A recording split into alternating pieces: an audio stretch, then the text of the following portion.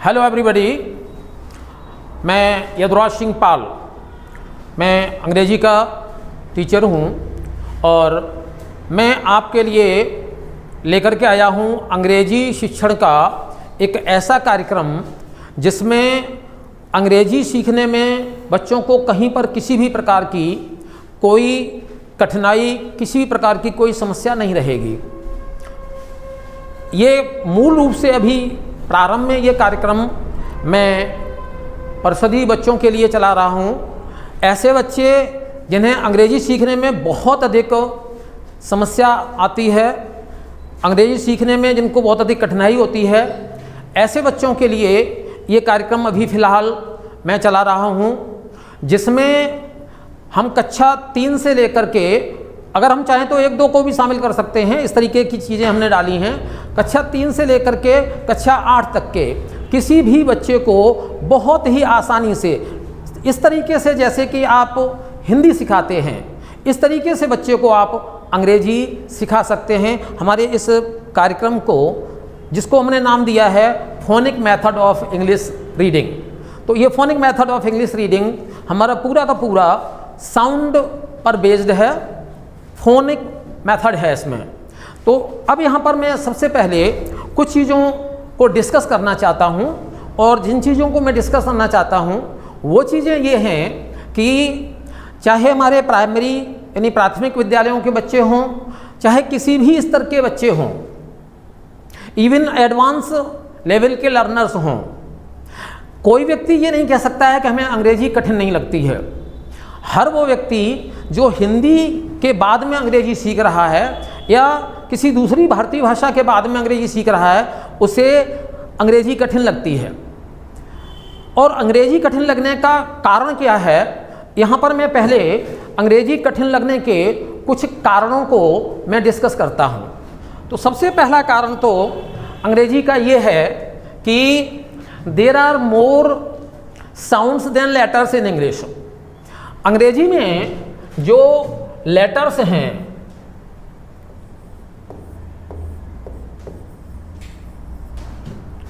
ये तो मात्र 26 हैं, और अंग्रेजी में जो साउंड्स हैं ये 44 हैं। अब जब अंग्रेजी के पास लेटर्स 26 हैं और साउंड 44 हैं, तो सीधी सी बात है, एक लेटर को कई कई साउंड प्रोड्यूस करनी पड़ेंगी, कई कई आवाज़ें, कई कई ध्वनियाँ एक एक लेटर से निकलेंगी। चूँकि ये सिस्टम, ये व्यवस्था हिंदी भाषा के पास नहीं है, और हम हिंदी पहले सीख चुके हैं, हमारे बच्चे हिंदी पहले जानते हैं, तो हम हिंदी के नियमों को उसमें लागू करना चाहते हैं। चूँकि हिंदी में वो व्यवस्था नहीं है, तो इसलिए ये समस्या हमारे लिए, हमारे लर्नर्स के लिए, हमारे बच्चों के लिए एक बहुत बड़ी समस्या बन जाती है। दूसरी चीज़ क्या है, यहाँ पे देखेंगे तो पहला सिस्टम हमने आपको बताया कि अंग्रेजी में लेटर्स कम हैं, साउंड अधिक हैं। इस कारण से अंग्रेजी समझने में, अंग्रेजी पढ़ने में बच्चों को अधिक कठिनाई होती है। इसके बाद में एक चीज़ अंग्रेजी में है, अंग्रेजी का एक एक लेटर कई कई साउंड निकालता है। कुछ लेटर तो ऐसे हैं जिनसे 8-8, 10-10 तक साउंड निकल आती हैं, लेकिन सामान्यतः 2-2, 3-3 साउंड तो ज़्यादातर लेटर्स की निकलती हैं।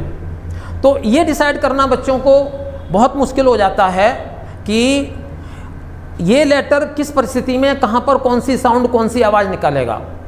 तो इसलिए बच्चों को अंग्रेजी थोड़ी सी कठिन लगती है। इसके बाद में एक जो सबसे बड़ी व्यवस्था है, सबसे बड़ी प्रॉब्लम है इंग्लिश की, वो ये है कि अंग्रेजी में 60% से ज़्यादा अक्षर इस प्रकार के हैं जो लिखे तो जाएंगे लेकिन वो बोले नहीं जाएंगे, उनकी आवाज़, उनकी साउंड नहीं आएगी, वो प्रोनाउंस नहीं किए जाएंगे। और ऐसे लेटर को साइलेंट लेटर्स कहते हैं, और ऐसे साइलेंट लेटर्स अंग्रेजी में 60% से अधिक हैं। ये साइलेंट लेटर्स अंग्रेजी के पढ़ने को बहुत कठिन बना देते हैं। जैसे मैं एक एग्जाम्पल यहाँ पर दे रहा हूँ, एक वर्ड लिख रहा हूँ, मैं प्रायः यही वर्ड लिखता हूँ एग्जाम्पल के लिए।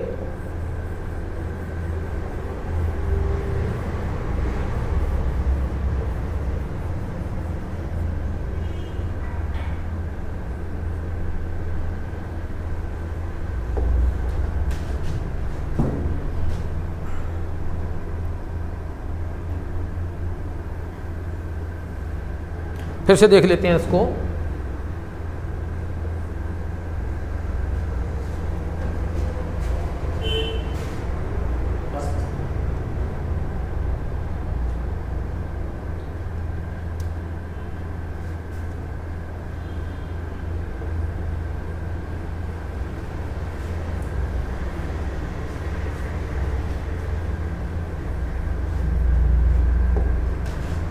ये शब्द देखते हैं, ये शब्द इसको पढ़ेंगे नेबर। ब्रिटिश इंग्लिश में क्या होता है कि लास्ट रा साउंड नहीं बोली जाती है, तो फिर इसका प्रोनाउंसिएशन होगा जाकर के नेबर। और अमेरिकन इंग्लिश में लास्ट में बोली जाती है, तो उसको बोल करके भी अगर हम देखते हैं तो हो जाएगा जाकर के नेबर। साउंड निकलती हैं नेबर, 3 साउंड। लेटर गिनते हैं 1 2 3 4 5 6 7 8 9, 9 लेटर हैं और 3 साउंड निकल रही हैं। बाद बाकी के जितने भी लेटर हैं वो सब साइलेंट हैं, और ये साइलेंट लेटर की व्यवस्था अंग्रेजी में बहुत अधिक है। तो ये साइलेंट लेटर, कौन सा लेटर कब साइलेंट होगा, ये बच्चों को बहुत अधिक समस्या पैदा करता है, जिस कारण से उन्हें अंग्रेजी कठिन लगती है। एक दूसरे पॉइंट पर जाते हैं हम।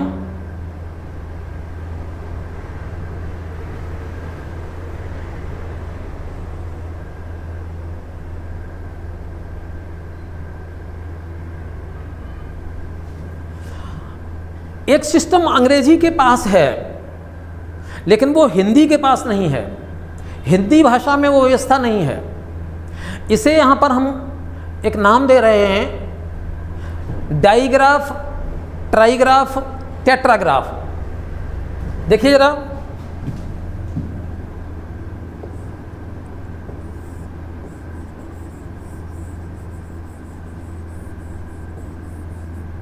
डाइग्राफ,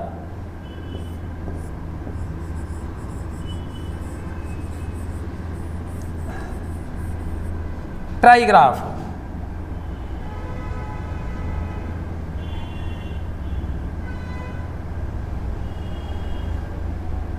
और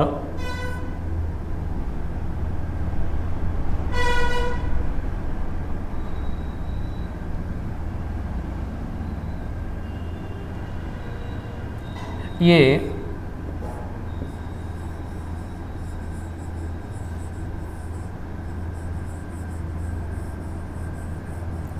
टेट्राग्राफ।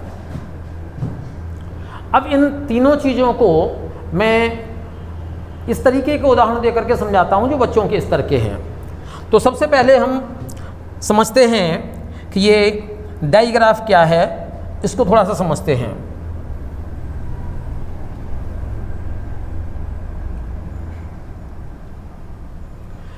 डाइग्राफ का मतलब है, डाई मीन्स 2, ग्राफ का मतलब ग्राफिक्स, ग्राफ्स, पिक्चर्स, या फिर हम कह सकते हैं सिंबल। अर्थात यहाँ पर 2 लेटर होंगे और वो 2 लेटर मिलकर के एक आवाज़ निकालेंगे।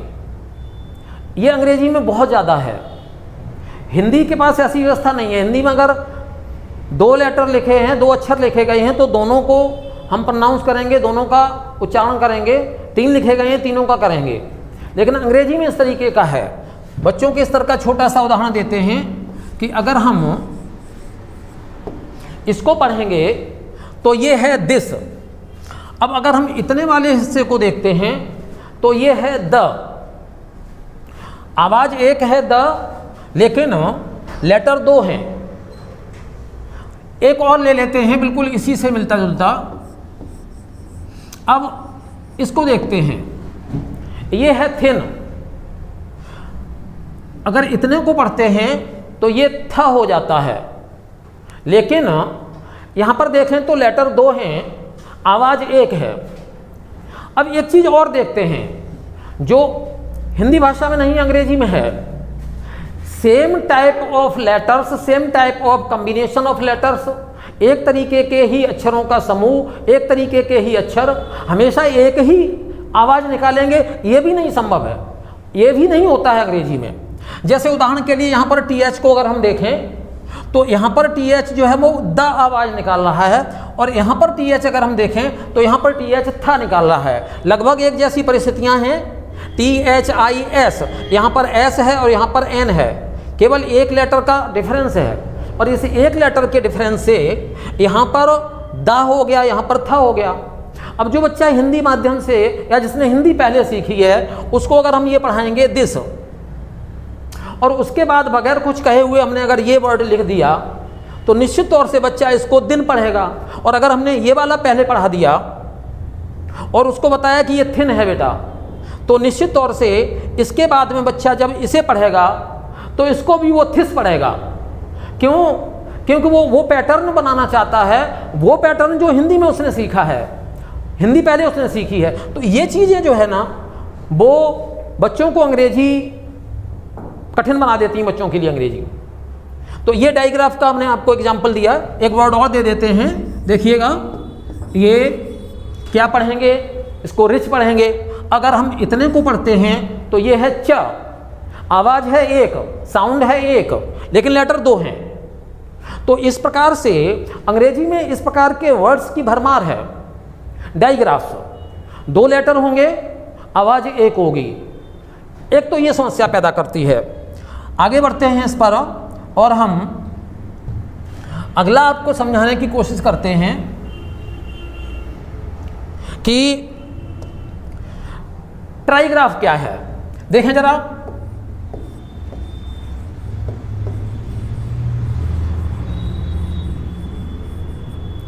अब ट्राई मीन्स 3 और ग्राफ का मतलब मैं अभी बता चुका हूं, सिंबल्स।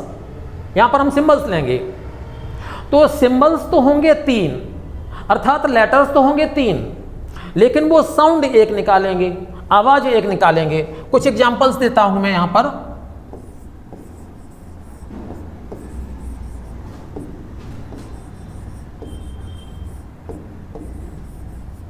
चलिए 2 ही रखते हैं। अब देखिएगा, इसको हम पढ़ेंगे कैच, इसको पढ़ेंगे मैच। अगर हम इतना छोड़ दें कै, तो इतना वाला जो है ना ये च है। इसको हम छोड़ दें मैं, तो इतना वाला जो है ना ये च है। आवाज है 1 च, लेकिन लेटर 3 है। आवाज है 1 लेकिन लेटर 3 है। तो ये ट्राइग्राफ है। और इस प्रकार के वर्ड्स भी अंग्रेजी में बहुत सारे हैं जहां 3-3 लेटर मिलकर के एक आवाज निकालते हैं। तो ये चीज बच्चों के लिए एक समस्या पैदा करती है, क्योंकि ऐसा हिंदी भाषा में नहीं है, और बच्चे हिंदी भाषा सीख करके उसके बाद में अंग्रेजी सीख रहे हैं। इसके बाद में कुछ एग्जाम्पल मैं आपको टेट्राग्राफ के भी देता हूं।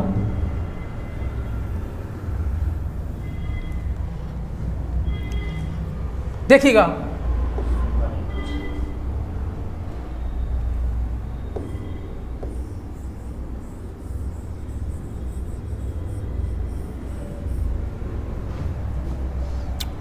सॉरी,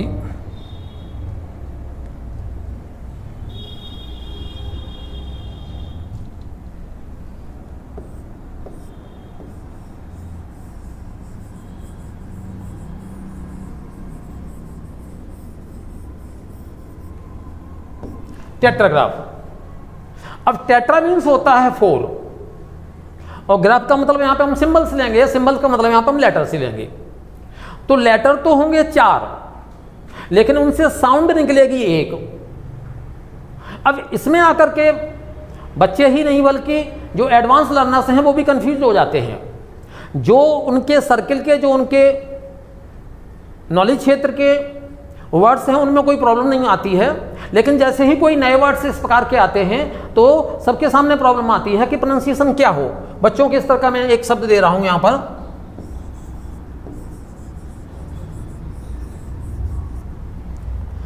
इसको हम पढ़ेंगे रफ, इसको हम र मान लेते हैं, फिर इतने को क्या मानेंगे, निश्चित तौर से इसको फ मानेंगे। तो ये र है, ये फ है, रफ हो गया। अब लेटर हैं इसमें 1 2 3 4, 4 लेटर मिलकर के एक साउंड प्रोड्यूस कर रहे हैं, एक आवाज निकाल रहे हैं, और वो है फ। और उससे भी ज्यादा बढ़कर के ये है, जैसा मैंने आपको बताया था कि अंग्रेजी में एक जैसे परिस्थितियां, एक जैसे सिस्टम, एक जैसे लेटर्स, एक जैसे कम्बिनेशन ऑफ लेटर्स हमेशा एक ही साउंड निकालेंगे, ये कोई जरूरी नहीं है। अब देखिए एक और एग्जांपल देता हूं मैं, इसी से संबंधित हो।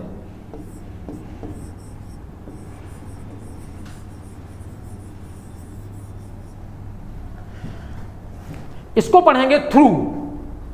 हमने था और रा तो ये मान लिया इतना, चलिए ये था और रा हो गया। फिर OUGH क्या हुआ, सीधी सी बात है ऊ हुआ। अगर था और रा ये हो गया तो ये OUGH ऊ हुआ।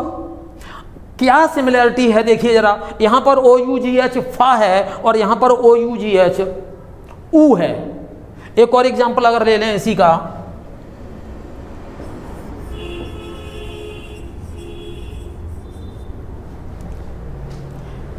इसको पढ़ेंगे डो। रोटी बनाने से पहले जो लोई बनाई जाती है वो है ये डो। तो डा तो ये हो गया, फिर ये क्या हुआ जा करके ओ। अब देखिएगा यहां पर OUGH फ, यहां पर OUGH ऊ और यहां पर OUGH ओ। तो ये जो सिस्टम है अंग्रेजी का, ये भी अंग्रेजी को पढ़ने के लिए कठिन बनाता है। बच्चों के लिए तो ये चीज़ें बहुत ज़्यादा कठिन हैं, और ये एक तरीके 1 2 3 नहीं हैं, ये चीज़ें अंग्रेजी में भरी पड़ी हैं। तो ट्राईग्राफ, डाईग्राफ, टेट्राग्राफ, ये सिस्टम जो अंग्रेजी में है ये अंग्रेजी को कठिन बनाता है। चलिए थोड़ा सा आगे बात करते हैं।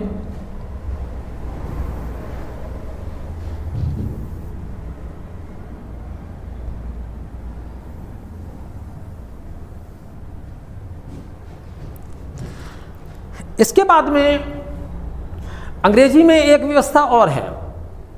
जैसे हम मान लीजिए बच्चे को हिंदी सिखा रहे हैं, बिल्कुल बिगिनिंग में बच्चा आया है और हम इस तरीके से सिखाते हैं,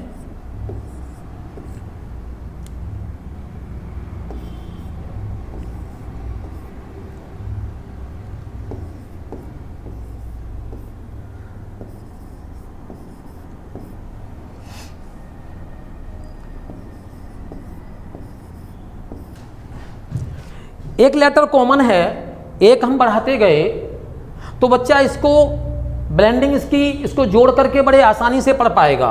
घर, पर, नर, चर, हर।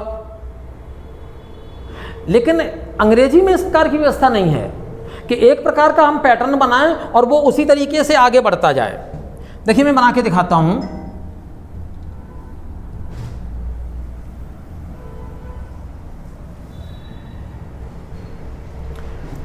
अंग्रेजी में देखिएगा, ये हमने लिखा,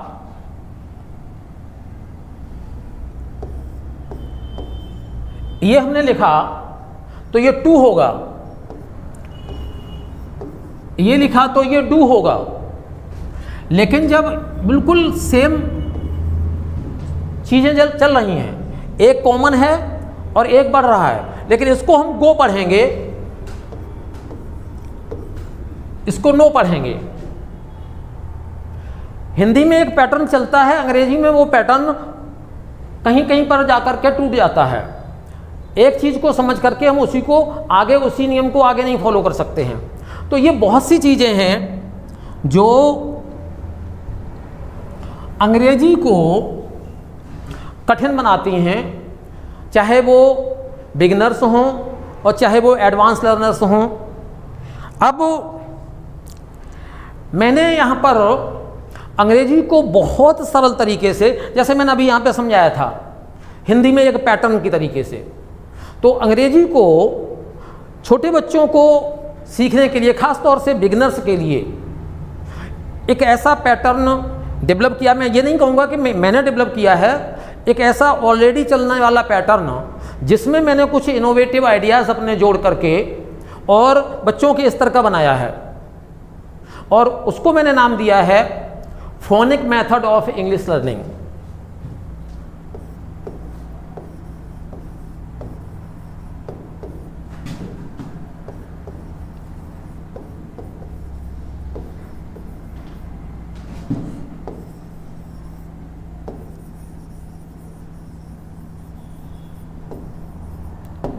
यहाँ पे हम लर्निंग के बजाय रीडिंग कह सकते हैं, क्योंकि ये फिलहाल पढ़ने में ही काम देगा। तो ये phonic method of English reading, तो एक तो हमने इसमें वर्ड्स को फोनिक मेथड में सेट किया है, इतने सारी साउंड, एक साउंड को इतने डिटेल में दिया है कि अगर बच्चा उसके ऊपर अच्छी तरीके से प्रैक्टिस कर लेता है, अभ्यास कर लेता है, तो बच्चे की वो एक साउंड बहुत जल्दी कंप्लीट हो जाती है। दूसरे इसमें एक चीज़ को और मैंने जोड़ा है, ये पूरा सिस्टम हमारा कंप्लीट होता है जाकर के